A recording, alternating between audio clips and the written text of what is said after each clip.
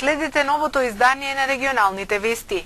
Менаџментот на општата болница во Гостивар бара решение за подобрување на условите за работа во салите за операции. Од Гостиварската локална самоуправа најавуваат дека финансиски ќе ги помогнат поправките и репарирањето на 2 донирани апарати. Проширувањето на оперативниот блок и зголемениот обем на работа го натера раководството на Гостиварската општа болница Ферит Мурат да ги стави сите капацитети во функција. Недостигот од пари за поправка на 2 апарати кои се амортизирани ги закочи плановите. За помош се обратиле до локалната самоуправа на Гостивар, од каде добиле позитивни сигнали. И се работи за 2 значајни анестезиолошки апарати кои нам навистина добро ќе ни дојдат, неопходни ни се, оти ние сега во хируршкиот блок се шириме, дејноста хируршка оперативата се шири, така да им установиме и направиме непрекинато работење во делот на оперативата. Било хирургија, било урологија, било гинекологија. Ние сме се обратиле, и во Министерство за здравство, меѓутоа состојбата сите знаеме каква е во моментот и нормално ние покушавме со градоначалникот да најдеме еден заеднички јазик како сега од локално ниво можат градот, со одлука на Советот да се најде правно решение дали градот може да инвестира, односно да направи нешто во добробит на поправка на овие апарати. Првиот човек на општината смета дека постојат можности да се помогне на најголемата здравствена установа во овој регион. За начинот и износот ќе се дискутира на некоја од наредните седници на Советот на општината. Ние, као општина, заедно со председателот на Советот, ќе најдеме начин правно да се покрие и да им пуштиме финансиски средства, да тие 2 апарати да бидат во употреба и да им служат на вработените во установата, во медицинскиот центар. Гостиварската општа болница Ферит Мурат пружа здравствени услуги на над 120.000 граѓани од територијата на 3 околни општини. Рем шопинг центар започна со продажба на станови и апартмани изградени по најновите светски стандарди. Становите се со површина од 48 до 159 метри квадратни. Секој стан има паркинг, мониторинг, видеофон, алармен систем и лифт. Становите и апартманите се со наши цени. 1 квадратен метар од 750 до 800 евра, со можност на купување преку комерцијални банки, како и со готовинско плаќање со екстра услови. Приклучете се на семејството на Рем шопинг центар. Граѓани и организации до Советот за етика во медиумите поднале 38 жалби поради непрофесионално известување во медиумите. Главна цел на Советот, кој функционира 6 месеци, е да се потсетат медиумските работници дека во новинарството постојат правила на известување. Говор на омраза, клевета и навреда во медиумското известување се најчестите представки кои граѓаните и организациите ги поднеле до Советот за етика во медиумите, поради непочитување на нормите во новинарството. До Советот, кој функционира 6 месеци, има поднесено 38 жалби, кои можат да резултираат со медијација или пак со морални санкции. Советот може да изрече само морални санкции. И тоа значи дека медиумите треба да постигнеме една би рекла култура на комуникација во која што медиумите ќе бидат соработници и ќе ги објавуваат одлуките. За сега малку побавно се движи тој процес, меѓутоа активно работиме на тој на воведување на механизми кои што ќе значат стимулација, мотивирање на медиумите за да ги објавуваат одлуките кои што ги носи самата комисија. Одлуките по поднесените жалби ќе настојуваме во идни на судските инстанции да ги земат во предвид, доколку за нив постои процес, велат од Советот. Главна цел на организацијата е да се потсетат медиумските работници дека во новинарството постојат правила на известување. Има правила, мора да ги имаш двете страни, мора да ги имаш сите страни кои што се инволвирани во таа приказна, во таа сторија. И оно што е суштински, мора да има факти, мора да има аргументи, не може импровизација. Од Советот на етика велат дека прекршувањата на правилата во новинарството ќе се намалат, доколку постои потврста саморегулација во медиумските куќи. Новинарите сами да се регулираат, тие да одлучуваат што е новинарство, а што не, што е информација, што е пропаганда, што е факт или што е коментар и на тој начин да им се стави на увид на јавноста дека во професијата некои се вистински новинари, а некои други не се. Жалбите до Советот за етика може да се поднесат за објавени текстови кои не се постари од 3 месеци. Од денес возачите ќе можат да извадат едномесечен зелен картон за патување во странство. Цената е за половина помала од таа што важеше за 1 година и во зависност од моќноста на моторот е 30 или 50 евра. Осигурителните компании од денес почнаа да издаваат едномесечни зелени картони за патување во странство.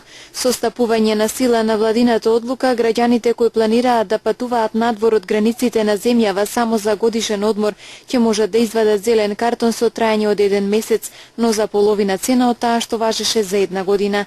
Па така овој документ ќе ги чини 1850 денари или 30 евра за тие што имаат патнички возила со моќност на моторот до 66 киловати, а 3075 денари или 50 евра за возилата со моќност на моторот над 66 киловати. Инаку македонските граѓани до септември 2011 година за зелен картон со важење од 1 месец плаќаа 2450 денари, за 3 месеци 3670 денари, за половина година 5500, а за 1 година 9760 денари. Последниве години имаше опција само за годишен зелен картон со цени од 60 и 90 евра, а од денес, освен годишен, граѓаните имаат можности за едномесечен зелен картон. Во Тетово и Гостивар спроведени сообраќајни контроли за мотоциклистите. Откриени биле повеќе непочитувања на правилата и прописите за кои следуваат соодветни пријави. Моторциклистите во фокусот на сообраќајните контроли во Тетово и Гостивар. Целта на акциите е да се превенираат несреќи, навреме да се откријат и отстранат од сообраќај сите технички и други недостатоци, како и непочитувањето на правилата и прописите, велат од СВР Тетово. Во тетовската акција биле офатени 64 возила, од кои 25 мотоцикли, и биле утврдени 19 прекршоци. 7 мина ги управувале моторциклите без возачка дозвола, исто толку не ги регистрирале навреме, 4 не носеле заштитна кацига, додека еден му го дал моторциклот на друго лице. 19 прекршоци во акцијата санкционирани се со 15 платни налози, 3 покани за наплата на глоба и 1 писмено предупредување. 7 мотоцикли веднаш биле исклучени од сообраќај. Во акцијата во Гостивар биле констатирани 7 прекршоци направени од моторциклисти, 3 управувале без дозвола, 3 нерегистрирани моторцикли и 1 не користел заштитна кацига. И овие прекршоци заокружени се со изготвување на соодветни поднесоци, информираат од полицијата. Татко бил жртва на семено насилство од неговиот син. Откако не ги добил бараните пари, синот физички го нападнал татко си. 70-годишник од долнореканското село Велибардо вчера пријавил дека врз него било извршено семејно насилство од 42-годишниот син, информираат од СВР Тетово. Синот му барал пари и откако не го добил бараното се нафрлил на татко му и почнал да го удира со клоци и тупаници по главата и телото. Го особорил на земја, му нанел видливи повреди и потоа му ја скинал облеката. Насилството го прекинала нивната соседка која се вмешала и ги разделила. Нешто подоцна насилникот е приведен и задржан за натамошно расчистување на случајот, пошто ќе следи поднесок. Планинарскиот клуб Тетекс викендов ќе го одржи јубилејниот 20-ти меморијален марш Марко Илиевски, чија цел ќе биде најживописниот предел на Шарпланина Лешница. Од клубот ги повикуваат сите љубители на природата и планинарењето да земат учество на маршот. Викендов во организација на планинарскиот клуб Тетекс ќе се одржи меморијалниот марш Марко Илиевски во спомен на нивниот спортски работник и планинар. Целта на походот е Лешница, најживописниот предел на Шарпланина. И годинава маршот ќе биде одржан со дводневна програма започнувајќи од 20 јуни сабота со сместување во планинарскиот дом Смрека на Попова шапка. Планинарската патека е долга околу 30 на километри, поминува низ високопланински пасишта, извори реки, обкружени со богата флора и фауна. Програмските активности започнуваат во 17 часот во сабота со пристигнување на учесниците во Тетово пред Центарот за култура и тргнување на Попова шапка. Во 18:15 часот е предвидено пристигнувањето на Попова шапка, пошто ќе следи мал одмор и сместување на учесниците во планинарскиот дом Смрека и во 19:30 часот ќе се одржи планинарска вечер проследена со вечера. За оние кои ќе се одлучат да се придружат на овој марш во недела, тргнувањето на учесниците во Тетово пред Центарот за култура е во 6:30 часот. Во 7:30 е пристигнувањето на Попова шапка и мал одмор, за да половина час подоцна се тргне кон местноста Лешница. Патеката е од планинарскиот дом Смрека над Јелак, Горна и Долна Лешница. Во 11 часот се пристигнува во Долна Лешница, каде сите учесници одмораат 1 час. Враќањето кон Попова шапка е во 12 часот. Во 16 часот е пристигнувањето на Попова шапка во планинарскиот дом Смрека, каде што по краток одмор организаторот, планинарскиот клуб Тетекс, организира ручек за сите учесници на маршот, како и пригодна свеченост по повод јубилејното одржување на истиот. Затворањето на манифестацијата е во 19 часот, кога се тргнува назад во Тетово. Пријавувањето за меморијалниот марш Марко Илиевски трае до денес. Планинарскиот клуб Тетекс, како организатор на настанот, превзема обврска за организација на превоз на сите учесници од Тетово до Попова шапка и назад, сместување во планинарскиот дом Смрека и заеднички планинарски ручек. Музиката ги спојува луѓето е мотото на најновото издание на Фестивалот на музиката, кој започнува во недела на 21 јуни во 18 часот. Фестивалот е во организација на Француската алијанса во соработка со повеќе партнери. We would like to present you the Fête de la Musique 2015 in Tetovo.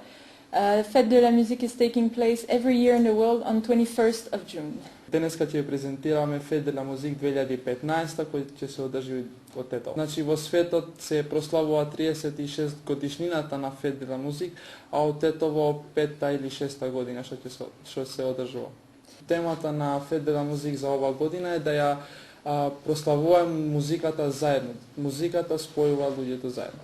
Значи, објективот, таргет групата на Fête de la Musique е слободна музика за сите, музиката да донесе заедно млади луѓе, возрастни, стари луѓе и така напред. Значи, од почетокот Лоја и Француска алијанса работеле заедно да донесат Fête de la Musique во Тетово. Значи, имаме и два партнери што не доаѓаат заедно со Fête de la Musique секоја година, тоа е American Corner и музичкото училиште во Тетово. Значи, оваа година имаме 3 нови партнери што не се спојуваат во партнерството, тоа се ЦТАВЦ, МОВ и Радио Ред. Значи, целта на тоа што имаме повеќе партнери, да имаме се повеќе волонтери да помагаат во Fête de la Musique, исто така и да се дознава повеќе за Fête de la Musique и да учествуваат луѓе. Fête de la Musique оваа година ќе прославиме во улицата позади Дом на култура и позади нашото СИДЕА.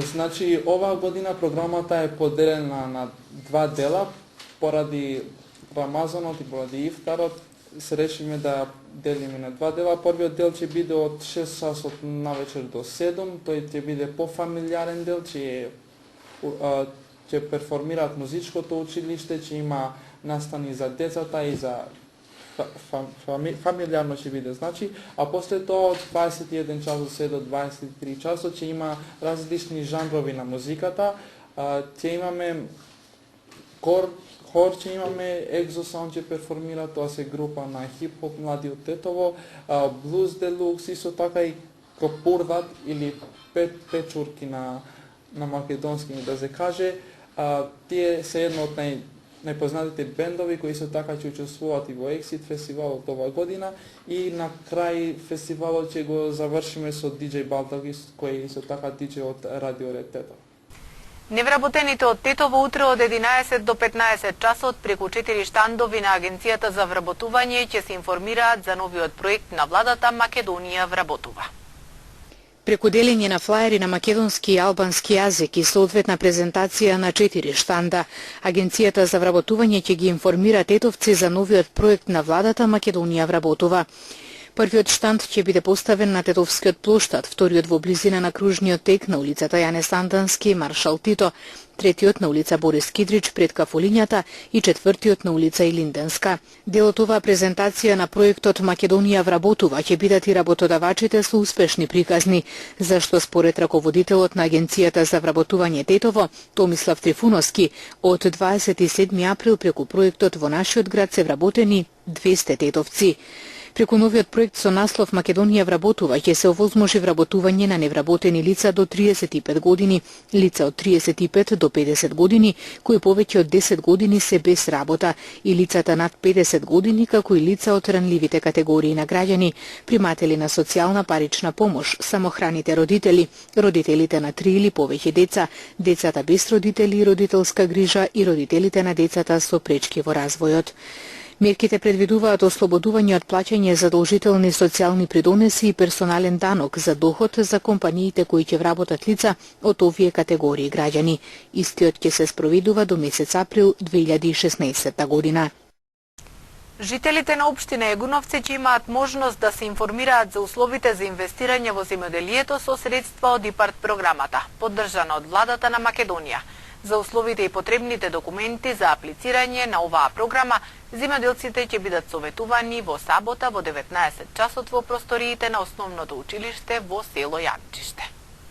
Преку јавна презентација, жителите на општина Јегуновце во сабота на 20 јуни со почеток во 19 часот во просториите на училиштето во село Јанчиште ќе се информираат за инвестирање во земјоделието со средства од ИПАРТ програмата за неповратни средства, програма поддржана од владата на Македонија. Советувањето ќе го одржат експерти од лиценцирана консалтинг куќа од Скопје овластена за оваа дејност, кои ќе зборуваат за условите и потребните документи за аплицирање на оваа програма. Со оглед на тоа дека во оваа општина планирана изградба на ладилник, односно откупен центар со акцент откуп на малини и други земјоделски култури, се повикуваат сите заинтересирани земјоделци кои би сакале да инвестираат, а немаат доволно финансиски средства, да дојдат на оваа презентација со цел да се запознаат со условите и се што ги интересира околу ИПАРТ програмата. Денес имавме сончево време со локална облачност, попладне наместа со врнежи од дожд. Утринските температури се движеа од 7 до 17, а дневните од 19 до 30 степени.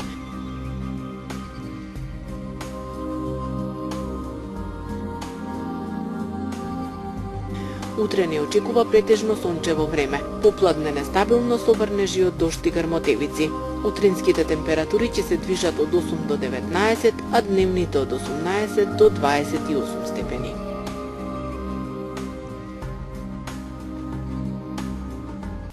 Тоа беше се што ви подготвивме во денешното издание на регионалните вести. Ви благодариме на вниманието и пријатно.